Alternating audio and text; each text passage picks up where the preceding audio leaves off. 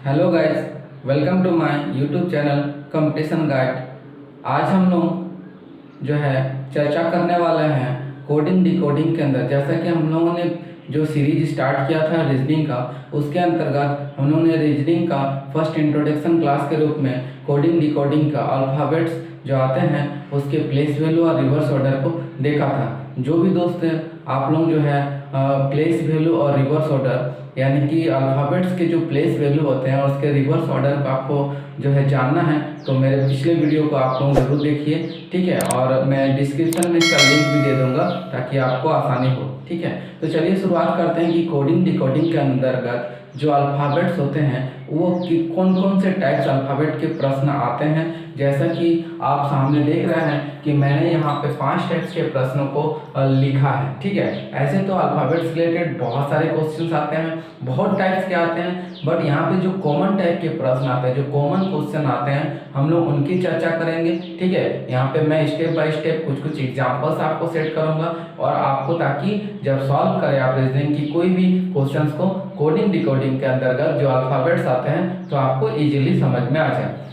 तो यहाँ पे मैंने पहला क्वेश्चन जो आपको टाइप किया है, अंग्रेजी वर्णमाला में कौन सा अक्षर बाएं से 16वां होगा। यानी कि आपको प्लेस वैल्यू पूछा है लेफ्ट हैंड साइड से, बाएं से माने स्टार्टिंग, और जब दाएं पूछा जाता तो एंडिंग पोर्शन से उसका प्लेस वैल्यू पूछा जाता, ठीक है। तो बाएं से मेरा 16। अब हमने कल जो है पिछले वीडियो में जो पढ़ा था, एक हमने शॉर्टकट तरीका पढ़ा था याद रखने का, वो था हमारा ईजोटी। ईजोटी क्या था कि ईजोटी में जो है हमारा प्लेस वैल्यू 5, 10, 15, 20 एंड 25 जो है इस तरह से प्लेस वैल्यू हुआ करता है, ठीक है। इसमें हमको ईजोटी याद रखना है प्लेस वैल्यू के लिए, और उसमें पूछा है 16th number digit from left hand side. तो बाएं से 16 नंबर डिजिट, यानी कि हम समझ रहे हैं कि ओ का प्लेस वैल्यू यहाँ पे 15 होता है, तो ओ के जस्ट बाद वाला 16 हो जाएगा, तो यानी कि O M N O P, तो पी का वैल्यू होता है 16।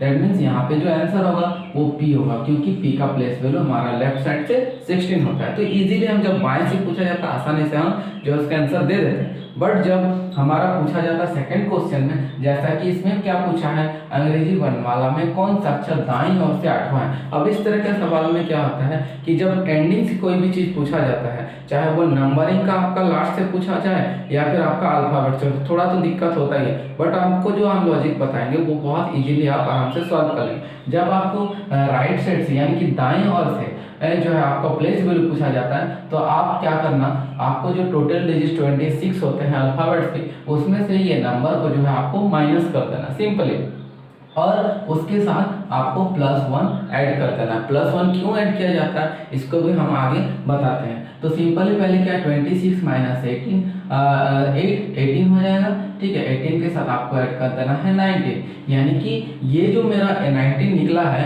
ये प्लेस वैल्यू मेरे को लेफ्ट हैंड साइड से इसका आंसर निकालना है, ठीक है। मतलब दिया हुआ है या दाएं ओर से 8वां, तो जो मेरा लेफ्ट हैंड से 19 आएगा वही मेरा दाएं ओर से 8वां हो जाता है, ठीक है। तो क्योंकि हमें लेफ्ट हैंड साइड से काउंटिंग करना इजी हो रहा है, इसीलिए हम लोगों ने लेफ्ट हैंड साइड से उसका प्लेस निकाल लिया। अब आपका लेफ्ट हैंड साइड से 19 मेरा कौन सा होगा, अब फिर से चल जाते हैं। आपको ईजोटी में ध्यान देना कि टी का प्लेस वैल्यू कितना होता है 20 होता है, जस्ट टी का जस्ट पहले वाला, तो टी का पहले क्या होता है एस होता है, तो यानी कि आपका यहाँ पे जो आंसर आएगा सेकंड का हो जाएगा एस, क्योंकि एस का प्लेस वैल्यू लेफ्ट हैंड से 19 और अगर राइट हैंड से काउंट करेंगे तो 18। देखिए यहाँ पे क्या होता है, हमने बोला था कि प्लस ऐड क्यों किया जाता है +1, क्योंकि अगर आप डायरेक्ट इसमें माइनस करोगे तो क्या होता है कि जस्ट एग्जैक्ट उसके ठीक पहले वाला जो है प्लेस वैल्यू बताता है, यानी कि जो हमको आंसर फाइंड आउट करना है, ठीक है, उससे पहले वाला आ जाता है, ठीक है। और तो उससे एग्जैक्ट आंसर के लिए हमें ये लॉजिक लगाना है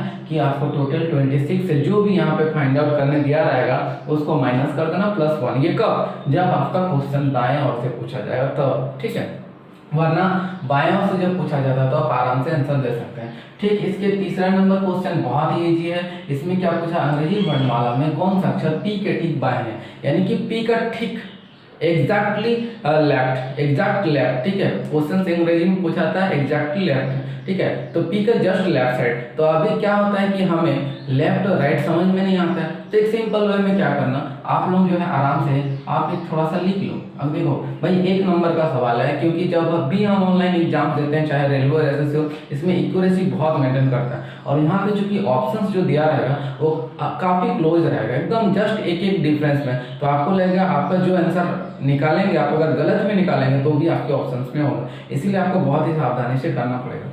तो आप इसको लिख दीजिए।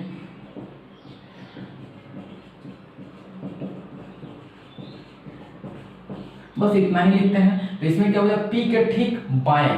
तो अब क्या होता है, देखिए यहाँ पे P है, P का ठीक बाएं और ये P का ठीक दाएं। अगर बाएं पूछेगा तो वो जो लेटर है उससे जस्ट लेफ्ट हैंड साइड, तो यानी कि P का लेफ्ट हैंड साइड क्या है, O है, तो आपका आंसर यहाँ पे आ जाएगा O। अगर दाएं पूछता तो आपका आंसर क्या होता है, Q होता है। तो इस तरह से ये क्वेश्चन बहुत ही इजी क्वेश्चन है, तो थोड़ा सा इसको कम पूछा जाता है, ज्यादातर पूछा जाता है आपका इस टाइप से क्वेश्चन। और ये फिर आप चौथे नंबर क्वेश्चन जो है ज्यादातर हम देखेंगे बैंकिंग रिलेटेड में इस तरह के प्रश्न पूछे जाते हैं, 1 से 2 क्वेश्चन ही पूछेगा कोडिंग डिकोडिंग पर इस टाइप के क्वेश्चन पूछा जाता है।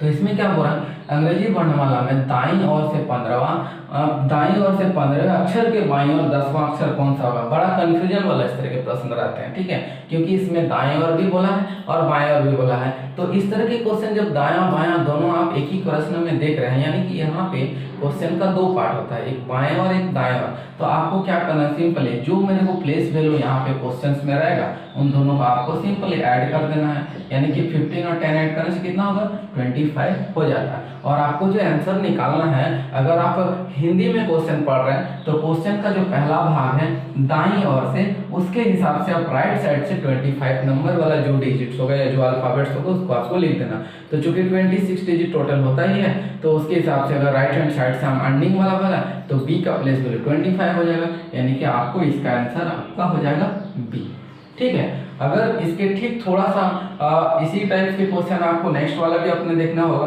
कि अंग्रेजी वर्णमाला में बाईं ओर से 10वां अक्षर के बाईं ओर 8वां अक्षर, सॉरी यहाँ पे थोड़ा सा लिखने में मिस्टेक हुआ है, यहाँ पे मैं कर देता हूँ दाएं, ठीक है, दाएं और 5वां अक्षर कौन सा होगा। तो इसमें भी फिर बाएं और दाएं दोनों दिया गया, तो इसमें क्या होगा 10 + 5 ऐड कर देना है। वो भी आपका जो हमने यहाँ पे मिटा था बाएं, दोनों अगर बाएं होता है या दोनों दाएं होता है, इसको भी हम लोग नेक्स्ट क्वेश्चंस में देखेंगे।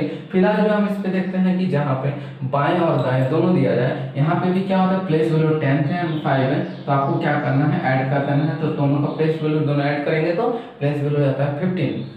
तो 15 जब आता है तो इसमें भी मेरा क्वेश्चन का फर्स्ट पार्ट में देखना है कि कहाँ पूछा जा रहा है, बाएं ओर से। तो आपको बाएं ओर से 15 जो प्लेस वैल्यू होगा उसको आपको लिख देना। तो बाएं ओर से 15 प्लस, फिर से आपको देखो एग्जैक्टली हेल्प किया, यानी कि ये वर्ड आपका काफी इंपॉर्टेंट पॉइंट है। तो आज ही दोस्तों आप लोग दिमाग में अपना रख लीजिए, क्योंकि इससे आपको कई सारे सवाल आंसर मिल जाएंगे। ओ का प्लेस वैल्यू कितना है 15, तो आपको यहाँ पे आंसर क्या हो जाएगा, ओ हो जाएगा, ठीक है। इस प्रकार से आपको जो है सॉर्ट आउट करना। हाँ, यहाँ पे मैं बता रहा कि अगर आप इंग्लिश में क्वेश्चंस कर रहे हैं, जो भी स्टूडेंट्स इंग्लिश में कर रहे हैं, तो उसमें भी लॉजिक सेम लगेगा, बट यहाँ पे जो हम आंसर फाइंड आउट कर रहे हैं कि क्वेश्चन का फर्स्ट भाग के अनुसार लिख रहे हैं, वहाँ पे क्वेश्चन का लास्ट पार्ट जो है उसके हिसाब से लेफ्ट या राइट देंगे। अगर क्वेश्चन का सेकंड पार्ट में राइट है तो आपको राइट से वो काउंटिंग करना, जो प्लेस वैल्यू ऐड करके निकला, या फिर जो अगर बोला है लेफ्ट तो हमको लेफ्ट से काउंटिंग करके वो प्लेस वैल्यू बताना। ये हिंदी इंग्लिश में थोड़ा सा डिफरेंट होता है, क्योंकि उसमें जो लैंग्वेज लिखा जाता है वो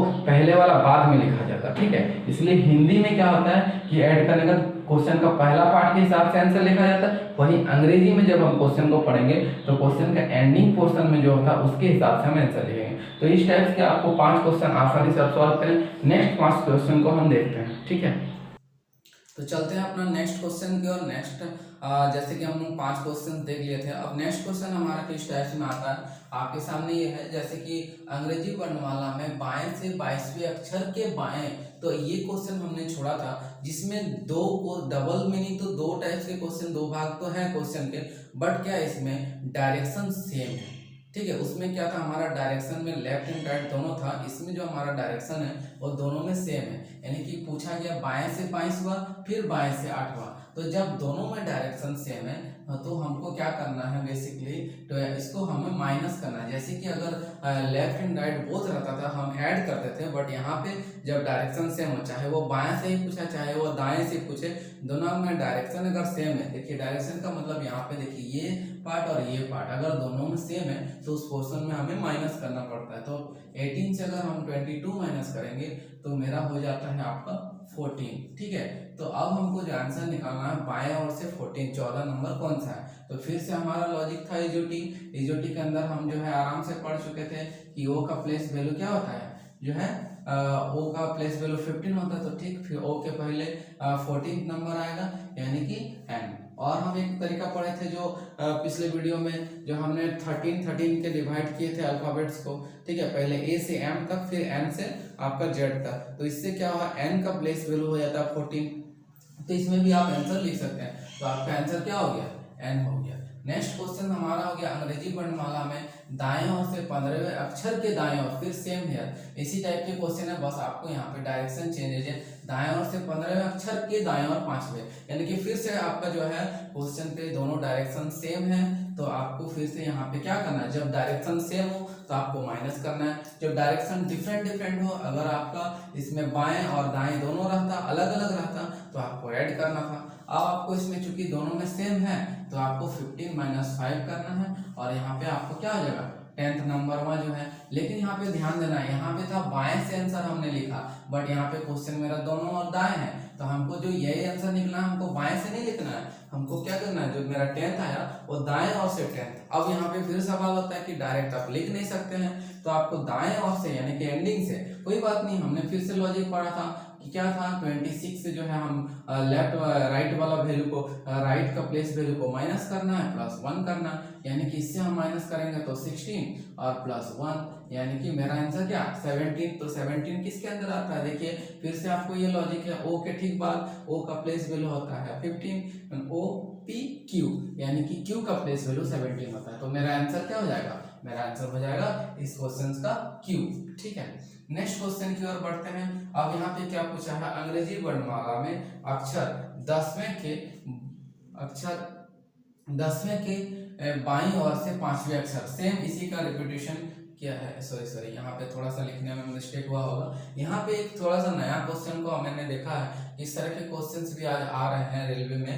अंग्रेजी वर्णमाला में अक्षर एन, यहाँ पे एक आपको वर्ड दिया है, अक्षर एन के बाएं ओर से 5वें अक्षर की दाईं ओर 10वां अक्षर, ठीक है। फिर से आपको जो है इसको पहले ध्यान नहीं देना, आपको यहाँ से आप देखना है इस पोर्शन से। यहाँ पे फिर मेरा पहले जैसा प्रश्न आ गया, बाएं ओर से 5वें और दाएं ओर से 10वां, तो यहाँ पे जहाँ बाएं दाएं आ गया तो दोनों को ऐड कर देना है। तो आपको 5 + 10 ऐड कर देना है, तो आपका क्या हो जाएगा 15। और आपको पोर्शन कहाँ से देखना है, यहाँ से देखना है, लेफ्ट हैंड साइड से मेरा 15, तो किसके लेफ्ट हैंड साइड से 15, एन के लेफ्ट हैंड साइड से 15। अब यहाँ पे जो सवाल पैदा होता है कि एन का प्लेस वैल्यू मेरा कितना होता है, एन एम, यहाँ पे n का प्लेस वैल्यू हो जाता है कितना, m का हो जाता है 13 और n का प्लेस वैल्यू हो जाता है 14। तो 14 के आपका फिर 15 यहाँ पे ऐड होगा। तो अब यहाँ पे देखिए फिर सवाल होता है कि यहाँ पे 14 और 15 अगर मेरा ऐड होता है तो होता है 29। तो 29 अगर हम पढ़ेंगे n का लेफ्ट हैंड साइड में तो 29 तो डिजिट्स ही नहीं होता है, तब आप क्या करेंगे। तो इस तरह के क्वेश्चंस को बड़ा जो है आपको दिमाग लगा करना है। दोस्तों इसका आंसर क्या होगा आप कमेंट में जरूर बताना, और इसका आंसर मैं जो है आप लोगों के लिए छोड़ रहा हूँ, ये मेरे नेक्स्ट वीडियो में इसके आंसर निकाल लेंगे, ठीक है।